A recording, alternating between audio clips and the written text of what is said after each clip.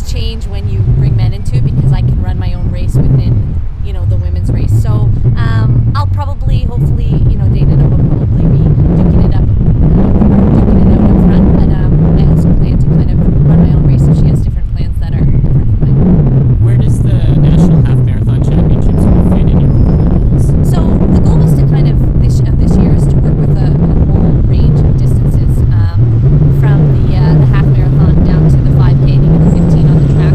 We thought we could maybe fit everything in an entire year cycle, both focusing on the roads and the track. So we started out with the goal of the half marathon. Worked the last 5 months on building a lot of strength and just seeing how I would adapt to some longer training. Ultimately thinking of the marathon, and then after the half, though, we'll go back, run an aggressive 10K on the roads, and then I'll get on the track and try to really bring down all my PBs, both the 5K and the 1500. What's been the biggest challenge for you since you've shifted to this marathon group?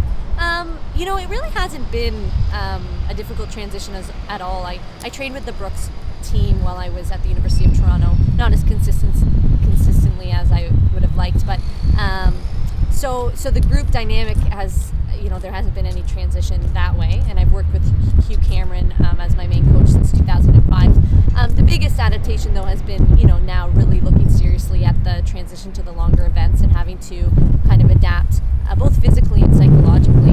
The biggest challenge for me has just been, I guess, trusting the process and trusting kind of how long it takes to bake a cake, as they call it, for the longer races, as opposed to a 5K or 15, how your fitness, you can kind of see the gains immediately. So it's been a longer process, and